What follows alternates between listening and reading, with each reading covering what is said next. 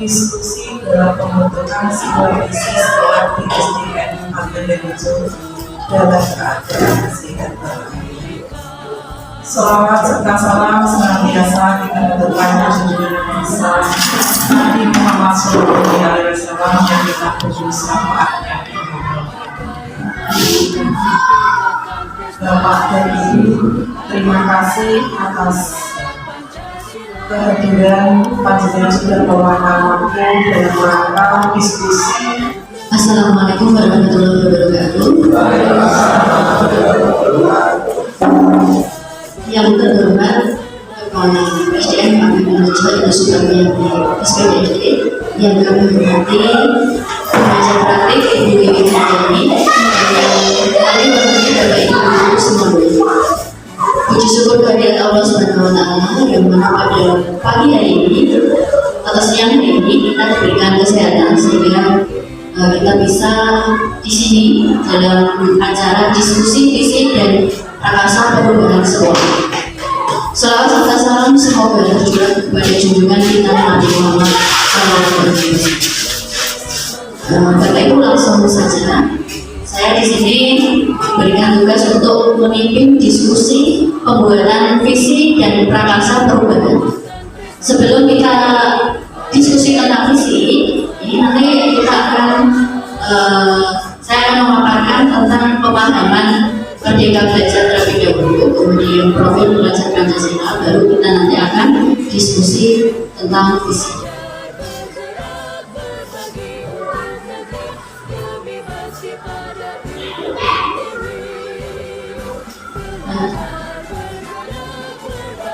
Mari kita bergerak bersama agar terwujud visi sekolah yang selaras dengan Merdeka Belajar dan profil pelajar Pancasila. Nah, sebelum kita ke pemaparan materi, kita explain dulu ya Bapak Ibu, karena biasanya kalau dalam kurikulum Merdeka Belajar atau Merdeka Mengajar, kita itu harus menyenangkan murid-muridnya. Nah, ini biar fresh, biar kita bergerak, biar sehat ya. Kita berdiri, mungkin kami persilakan untuk berdiri dulu.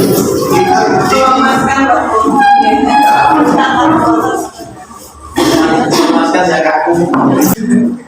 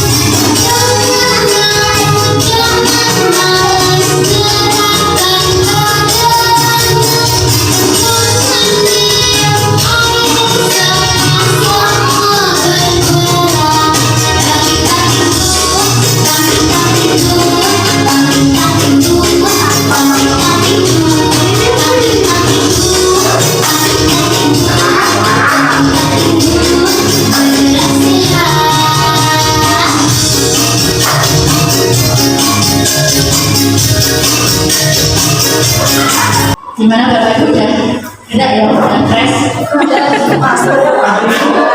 Ya nggak tegang. Ya ini ada pemikiran filosofi Ki Hajar Dewantara, di mana pembelajaran menurut Ki Hajar Dewantara itu adalah pembelajaran atau pendidikan yang berpihak pada murid atau berpusat pada murid. Nah, jadi tujuan pendidikan menurut Ki Hajar Dewantara di sini adalah memberikan tuntunan terhadap segala kekuatan kodrat yang dimiliki anak agar ia mampu mencapai keselamatan dan kebahagiaan yang setinggi-tingginya, baik sebagai seorang manusia maupun sebagai anggota masyarakat. Jadi artinya Ki Hajar Dewantara itu menekankan bahwa pendidikan itu memang tujuan utamanya adalah untuk kebahagiaan anak, kenyamanan anak. Jadi pembelajaran yang menyenangkan buat anak. Nah, dalam proses menuntun anak diberikan kebebasan, tapi sebagai seorang pendidik atau pamong kita tetap memberikan arahan sehingga nanti anak itu tidak kehilangan arah dan membahayakan diri. Dan menurut Ki Hajar Dewantara, pendidikan itu sesuai dengan kodrat anak, yang mana kodrat anak itu ada kodrat alam dan kodrat zaman. Kodrat alam itu hubungan dengan sifat dan lingkungan yang ada, kemudian kodrat zaman bahwa pembelajaran harus disesuaikan dengan perkembangan zaman. Nah, ini mengapa kita menggunakan gagasan dari Ki Hajar Dewantara di sini adalah pembelajaran atau pendidikan yang mana sesuai dengan perkembangan pembelajaran pada zaman sekarang, di mana pada zaman sekarang bisa menciptakan kemerdekaan dalam belajar. Jadi pada zaman saat ini memang pendidikan itu tujuannya adalah untuk membuat anak itu merdeka dalam belajar. Yang tadi artinya bisa kebebasan, tapi kita sebagai pamong harus memberikan tetap arahan seperti itu. Nah, ini pembelajaran yang berpusat pada murid. Kita mendorong siswa itu aktif, ya, baik dalam pengetahuan, kemudian sikap dan perilaku. Dan sebagai pusat pembelajaran, kebutuhan anak pun juga harus terpenuhi. Artinya anak itu merasa aman, nyaman, berharga, dicintai, dan paham akan nanti akan mendorong munculnya motivasi intrinsik atau motivasi dalam diri anak untuk belajar.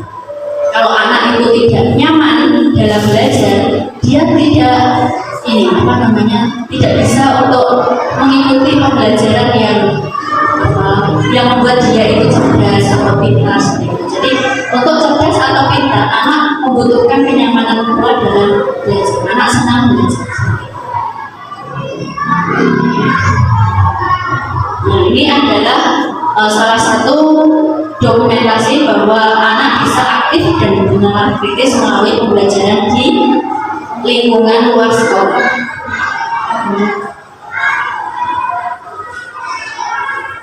Ini juga dokumentasi pembelajaran menggunakan LCD yang mana termasuk dalam inovatif dalam pembelajaran.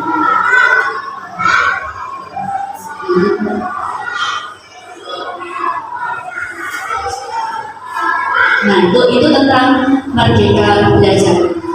Kemudian ini ada puisi, biar Bapak Ibu semangat. Ini ada puisi karya Bung Karno. Jadi aku melihat Indonesia. Monggo silakan didengarkan lebih dahulu. Jika aku berdiri di pantai Kelip, aku mendengar lautan Hindia bergelora membani di pantai Kelip. Aku mendengar orang saja Indonesia. Jikalau aku melihat sawah-sawah menguning, menghijau, aku tidak lagi melihat batang-batang padi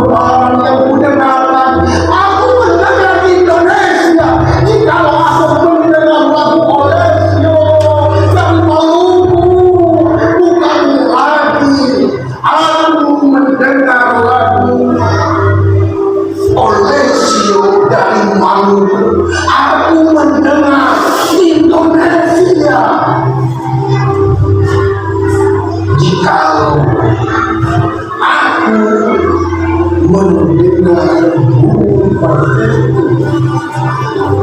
menyanyi di pohon hidup angin yang sepoi-sepoi, bukan lagi aku mendengar bunyi merdu, aku mendengar Indonesia. Jikalau aku hidup udara ini, aku tidak lagi hidup udara ini, aku hidup Indonesia. Jikalau aku melihat wajah di desa-desa dengan mata yang bersinar-sinar, merdeka, merdeka, merdeka.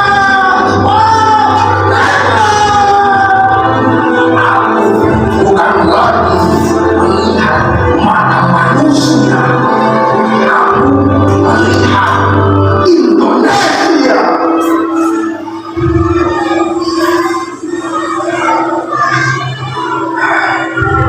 Aku melihat Indonesia yang bukan Itu puisi yang bisa membangkitkan semangat kita ya. Jadi kita tidak hanya membahas puisi itu, tapi puisi itu memang bagus untuk menumbuhkan semangat kita. Selanjutnya kita akan ke visi. Nah, visi apa yang dimaksud visi? Menurut Bapak Ibu apa yang dimaksud visi? Nah, di sini sudah saya jelaskan dalam slide saya bahwa visi adalah representasi visual kita akan masa depan. Visi merupakan pandangan atau wawasan ke depan yang dijadikan cita-cita, inspirasi, motivasi pada masa yang akan datang. Jadi visi itu juga merupakan harapan doa ya. Harapan kita adalah visi kita. Visi kita sekarang adalah masa depan murid kita. Masa depan murid kita adalah masa depan bangsa kita, yaitu bangsa Indonesia. Jadi kalau murid kita itu nanti pandai, cerdas, maka akan mewujudkan generasi yang berkualitas untuk bangsa Indonesia. Seperti itu. Nah, visi seorang guru harusnya sejalan dengan filosofi pendidikan Ki Hajar Dewantara, yaitu menuntun segala kekuatan kodrat yang ada pada anak agar mereka dapat mencapai keselamatan dan kebahagiaan yang setinggi-tingginya, baik sebagai manusia maupun anggota masyarakat. Nah, dan dalam menyusun visi yang berpihak kepada murid, guru perlu menyelaraskan visi dengan dimensi profil pelajar Pancasila. Nah, ini adalah profil pelajar Pancasila, di mana profil pelajar Pancasila itu terdiri dari beberapa dimensi, yaitu 6 dimensi. Yang pertama, beriman bertakwa kepada Tuhan Yang Maha Esa dan berakhlak mulia.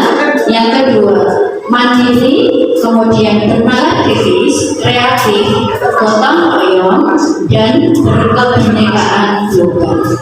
Itu untuk profil pelajar Pancasila. Maka dari itu Bapak Ibu, kita perlu membuat visi yang berpihak pada murid dan mewujudkan profil pelajar Pancasila. Nah, visi juga sangat penting karena semua sikap dan tindakan kita atau tindakan seseorang itu dibimbing oleh visinya sendiri, sehingga visi itu juga menjadi gambaran tentang apa dan bagaimana yang diinginkan. Nah, ini waktu saya belajar di modul 1.3 tentang visi, saya sudah membuat visi, ya, visi guru penggerak. Jadi secara pribadi visi saya sebagai guru penggerak di sini adalah terwujudnya generasi yang cerdas, berkualitas dan berkarakter profil pelajar Pancasila. Ini adalah visi saya waktu saya belajar di modul 1.3.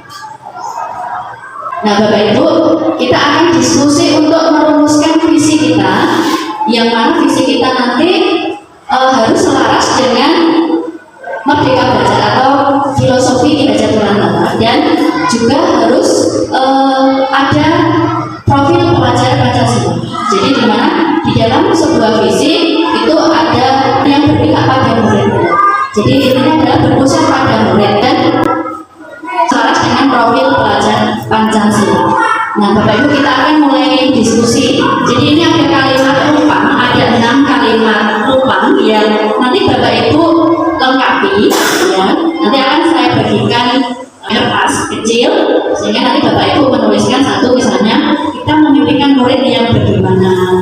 Kemudian yang kedua, kita percaya bahwa murid itu adalah titik-titik. Nah, itu kita nanti kita isi dulu untuk merumuskan visi yang nantinya akan kita buat seperti itu. Oke.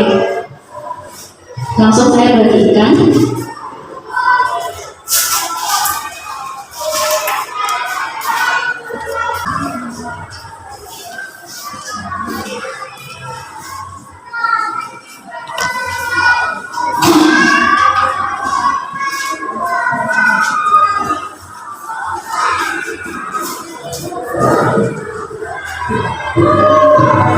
Semoga Bapak Ibu itu diisi, kemudian nanti setelah diisi dikumpulkan nanti akan saya simpulkan seperti itu, atau kita simpulkan bersama-sama.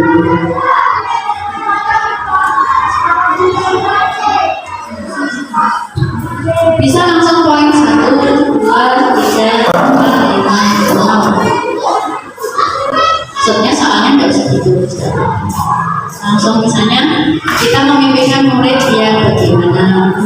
Kemudian yang kedua, kita percaya bahwa murid itu adalah di sekolah kita mengutamakan itu. Kemudian murid di sekolah kita sadar betul bahwa kita pada sekolah ini yakin untuk saya dan guru di sekolah ini paham bahwa seperti itu. Sambil ditulis mungkin ada yang ingin berpendapat untuk nomor 1 tujuan dari kita. Di sini kita memimpikan murid yang seperti apa, mungkin Mbak Rina mungkin. Karakter membuat, berakhlak dan berprestasi itu pasti mimpi dari seorang guru. Itu nomor 1 dari saya. Terima kasih Mbak Rina. Mungkin Juni Aman mungkin untuk nomor 1 atau nomor 2, silakan.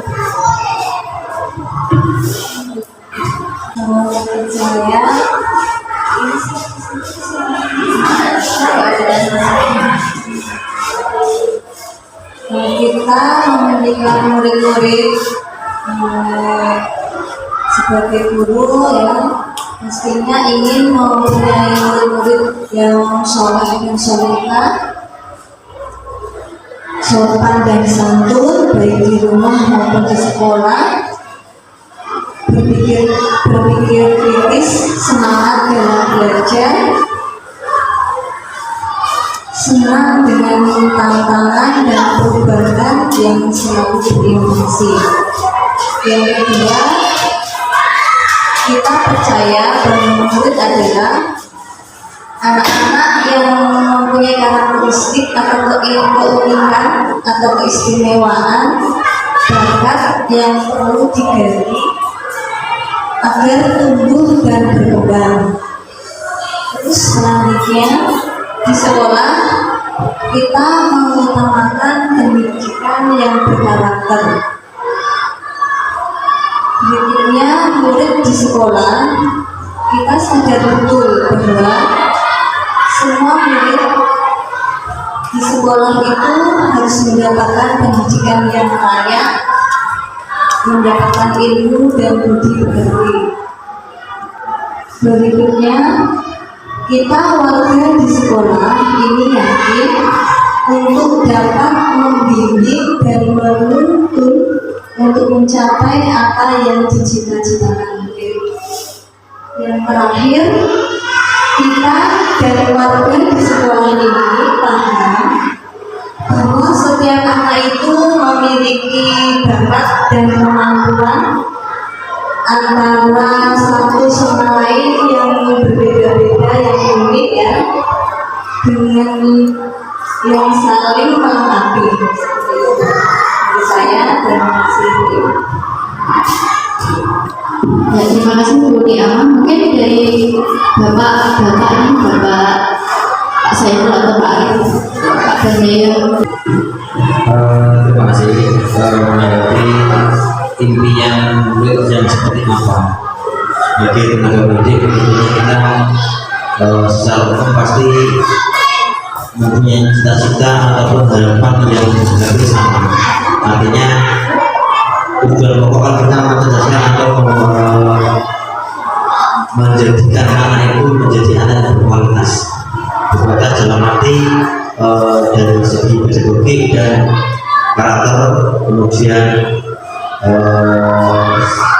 dididik dan ucapan dan lainnya, biar anak itu menjadi yang semangat dan berprestasi. Namun untuk lebih seringnya saya kan pelaku guru juga, tentunya saya punya harapan yang lebih, dalam artian saya punya harapan untuk peserta didik lebih berprestasi di bidang olahraga kalau saya, karena saya memang di guru juga. Jadi itu. Kemudian terlepas dari itu sama-sama kita kolaborasikan dari segi akademik dan akademiknya, mari kita angkat seperti apa tuh anak itu. Itu harapan saya, dan secara umum mungkin tadi sudah sampaikan teman-teman semuanya memang sama, menjadi anak mereka berprestasi, berkarakter dan sebagainya. Itu yang saya sampaikan, nanti semoga berjalan dengan baik. Terima kasih. Terima kasih Pak Arif. Ya, jadi intinya tadi menginginkan anak-anak itu cerdas, ya, berkualitas, kemudian soleh-solehah, berakal mulia tadi Bu ya. Kemudian berkarakter tadi dari Bu Mama, berkarakter, memiliki karakter yang baik, wawasan yang luas. Mungkin ada lagi?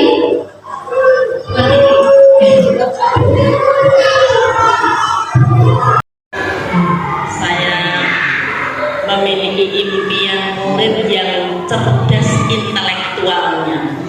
Jadi tidak hanya olahraganya saja, tetapi dari semua bidang. Di samping cerdas intelektualnya, juga berperilaku baik. Maksud saya, karena siswa itu memiliki karakteristik yang berbeda-beda, maka dari itu kita sebagai guru juga harus memahami karakteristik dari anak-anak tersebut, sehingga dari karakteristik tersebut kita dapat memberi pelayanan yang terbaik, diantaranya yaitu supaya anak-anak atau siswa tadi berperilaku atau berkarakter yang baik. Dari saya itu.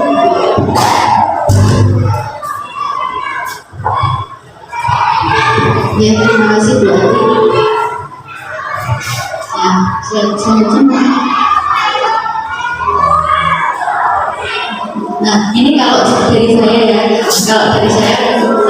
ini adalah imajinasi saya tentang murid saya di masa depan. Perilaku baik, kemudian aktif, kreatif, cerdas dalam intelektual dan semuanya ya. Karena kecerdasan anak-anak itu berbeda-beda, tapi ke depan saya semuanya itu bisa cerdas.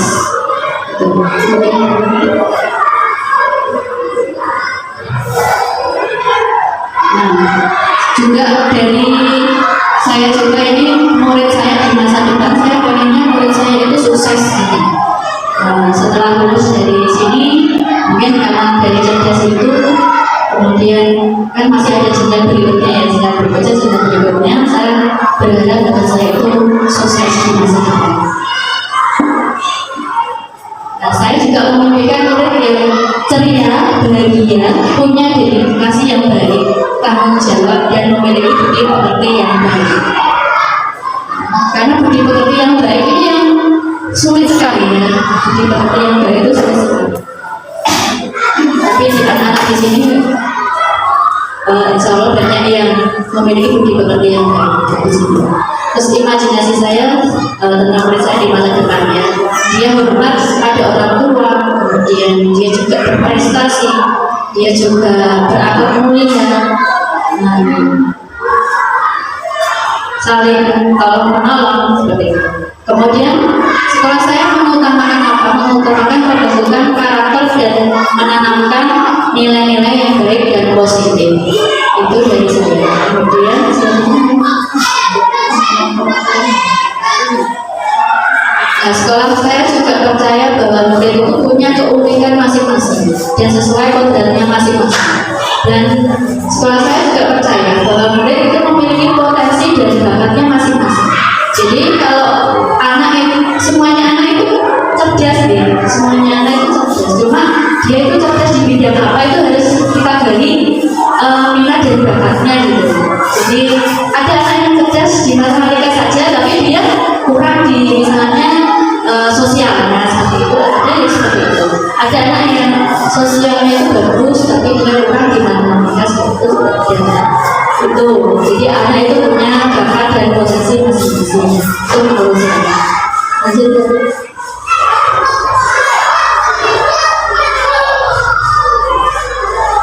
Guru sekolah saya paham betul bahwa murid itu diibaratkan benih yang harus kita rawat dengan baik sesuai dengan kebutuhan sehingga dapat tumbuh kembang dengan baik di masa depan.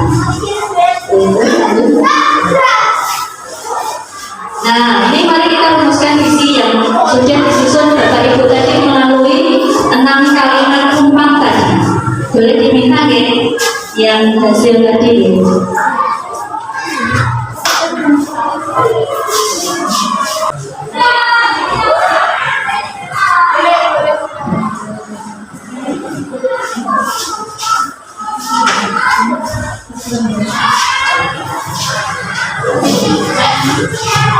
Nah ini nanti ada dokumennya nanti saya akan kasih.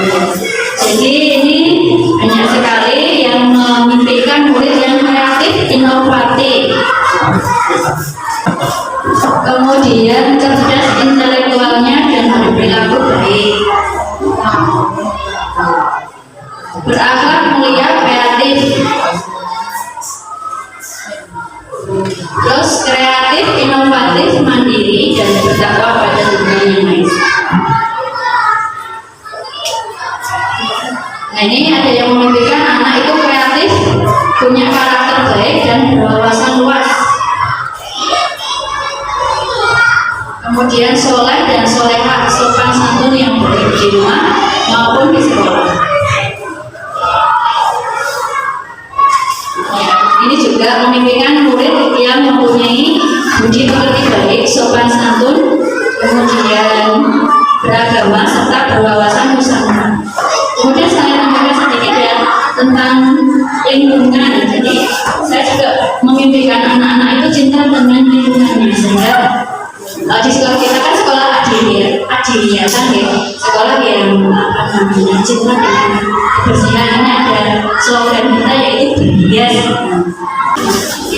Terwujudnya sekolah yang tadi berdasarkan Bapak Ibu itu cerdas, terwujudnya sekolah yang cerdas.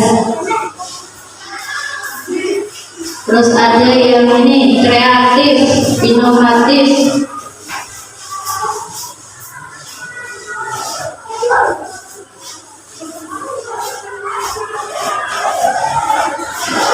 terus berkarakter, profil pelajar Pancasila, berkarakter, profil pelajar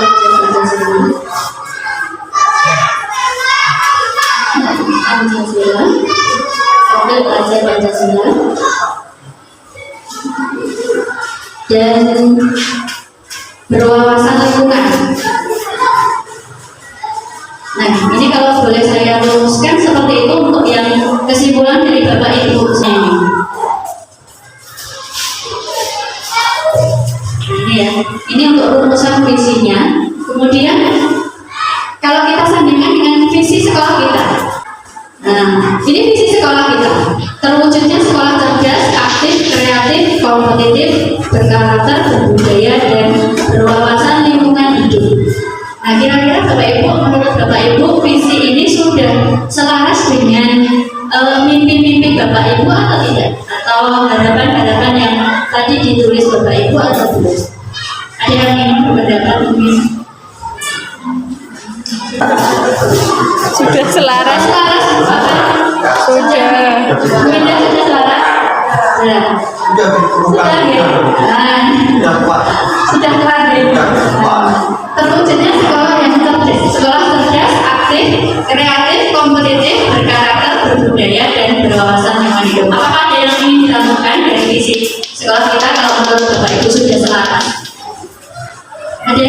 November. Berkarakter itu sudah mewakili tadi ya, berkarakter profil pelajar Pancasila ini. Oke, sudah selaras ya. Kalau sudah selaras, nanti kita bahas satu persatu ya. Terwujudnya sekolah cerdas. Kira-kira untuk terwujudnya sekolah cerdas itu kegiatan yang ingin kita lakukan untuk mewujudkan siswa yang cerdas itu bagaimana? Untuk mewujudkan visi kita ini untuk sekolah yang cerdas seperti apa bentuk kegiatan yang kita lakukan? Mungkin pembelajaran yang menyenangkan seperti itu. Terus apalagi? Siswa memiliki kesadaran yang tinggi. Ya, siswa memiliki kesadaran yang tinggi akan tanggung jawabnya atau dedikasinya tadi. Terus mungkin ada lagi untuk yang sekolah mau terwujudnya sekolah yang cerdas. Mungkin diawali dari bapak ibu, misalnya bapak ibu guru, bapak ibu gurunya Pembelajarannya menarik. oh ya, pembelajaran yang menarik Sesuai materinya. ya betul.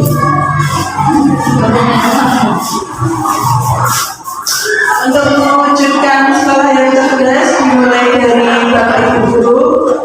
Yang pertama adalah dengan berpenampilan menarik. Jadi Bapak Ibu guru harus penampilannya menarik, tapi jadi masuk ke kelas anak juga bersemangat. Anak bersemangat jadi bisa mewujudkan apa tujuan pembelajaran yang dicapai. Yang kedua, Bapak Ibu guru juga harus memberikan atau mengajar dengan metode yang berbeda-beda. Jadi tidak hanya monoton di dalam kelas saja. Kita belajar bisa juga dilakukan di luar kelas dengan metode yang sesuai dengan pembelajaran yang ingin disampaikan. Begitu Bu Ika. Bapak Ibu guru juga harus kreatif dan inovatif. Ya, terima kasih Bu Ida, betul sekali Bu Ida. Jadi untuk mewujudkan sekolah cerdas, ya saya dari Bapak Ibu guru juga harus memiliki kreativitas dalam pembelajaran itu yang mungkin tercipta suasana yang nyaman, sehingga anak itu kalau belajar juga enak. Kalau kita tidak memberikan pembelajaran yang menyenangkan, apakah anak bisa cerdas nggak ya? Bisa ya? Bisa nggak? Tidak berkembang. Sulit ya, sulit. Karena dari rasa tidak nyaman itu anak jadi tidak mood untuk belajar. Biasanya seperti itu. Tidak mood untuk belajar, kemudian anak itu cenderung malas. Jadi harus untuk mewujudkan sekolah kita juga harus memberikan motivasi agar anak itu memiliki motivasi intrinsik untuk belajar. Kemudian dari yang lain misalnya Bapak Ibu guru hadir setelah waktu itu juga bisa ya. Itu dari disiplin itu juga bisa. Kemudian dari anak tadi menurut Bu Ida tadi anak harus diberikan pembelajaran yang menyenangkan. Kemudian yang kedua aktif, kreatif, kompetitif. Kalau kompetitif itu mungkin di sekolah kita itu banyak anak-anak yang mampu bersaing dengan sekolah lain. Jadi kemarin itu banyak sekali prestasi-prestasi yang diraih oleh siswa kita dalam lomba di bidang olahraga, lomba di bidang APSI ya kemarin. Dari sekolah-sekolah lain, sekolah kita yang paling banyak mendapatkan juara itu termasuk nanti kompetitif. Kemudian berkarakter. Kalau berkarakter itu dari pembiasaan ya Bapak Ibu. Dari pembiasaan yang kita lakukan sehari-hari, mau masuk ke lingkungan sekolah harus saling dulu dengan Bapak Ibu. Itu adalah termasuk kebiasaan. Kemudian 5S, kebiasaan 5S. Apa itu 5S? Senyum, salam, sopan dan santun. Itu juga termasuk kebiasaan untuk karakter yang baik. Kemudian berbudaya dan berwawasan lingkungan hidup. Ini ada berwawasan lingkungan hidup karena sekolah kita sekolah Adiwiyata, jadi di sini memang sangat sesuai dengan sekolah kita ya, sekolah Adiwiyata. Seperti itu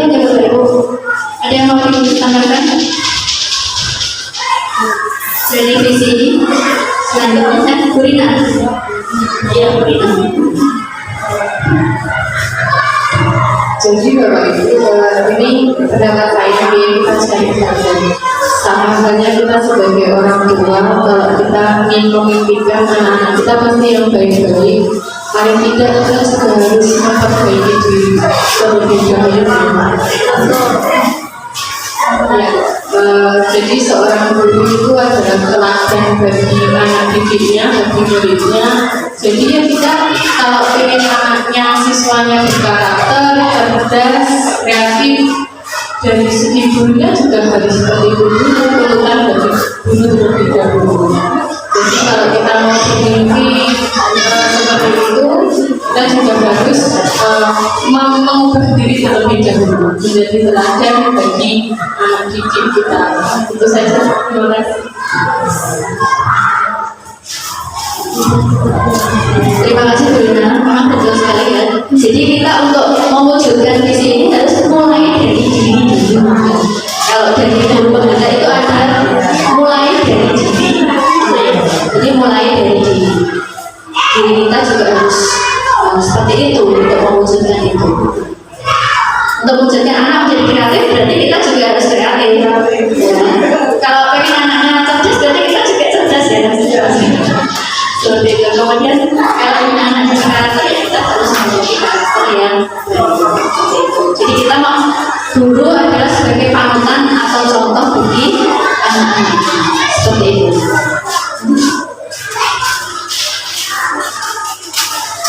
Nah ini ya. Jadi tadi sudah terus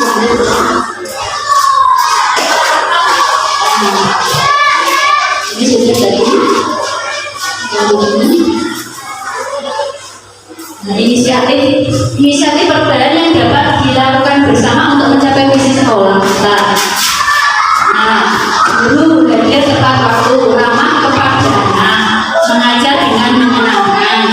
Guru juga harus profesional. Itu untuk mencapai visi sekolah kita. Selanjutnya, kolaborasi yang dapat dilakukan guru, orang tua, dan kepala sekolah untuk mewujudkan visi tersebut. Sekolah bisa memberikan kebebasan kepada guru untuk lebih kreatif dan inovatif dalam menciptakan kegiatan pembelajaran. Sekolah memenuhi atau menunjang kebutuhan guru dan siswa untuk kegiatan belajar mengajar. Guru berdiskusi dengan rekan guru lainnya tentang potensi siswa.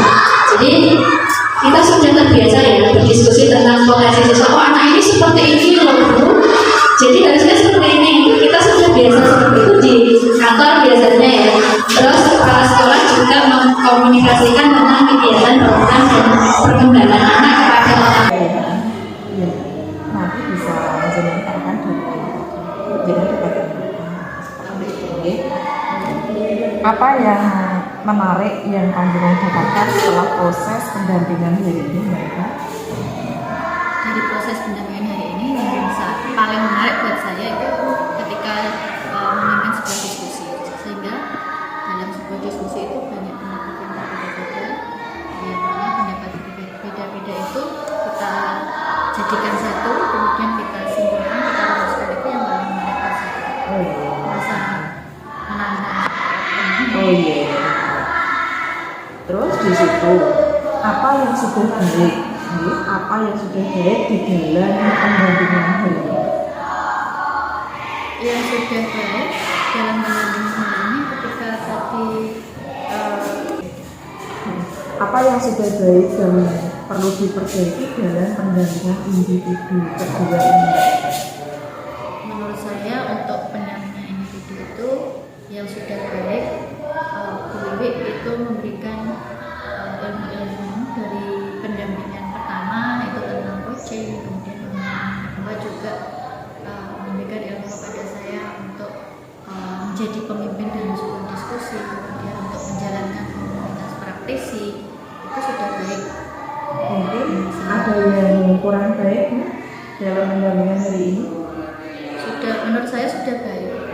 Yang harapan saya Bu Wiwi selalu memberikan ilmu pada saya, mungkin kan saya banyak yang belum saya ketahui seperti itu. Dari situ terima kasih Mbak Eka, panjenengan sudah berbagi praktik baik kepada warga sekolah yang lainnya. Intinya apa yang terima dari kegiatan atau pembelajaran daring sudah panjenengan implementasikan di kelas panjenengan. Jangan lupa Mbak Eka untuk tidak lupa untuk mengumpulkan atau menginput hasil survei, yaitu dari ke LMS, dari hasil kuesioner lembar, yaitu yang dari 5 guru, kemudian 5 siswa, dan dari kepala sekolah. Panjenengan tulis, direfleksikan dan diunggah ke LMS sebelum kegiatan lokal karya atau pendampingan individu ketiga. Itu ya Mbak, untuk segera panjenengan laksanakan. Terima kasih Mbak Eka, sukses selalu.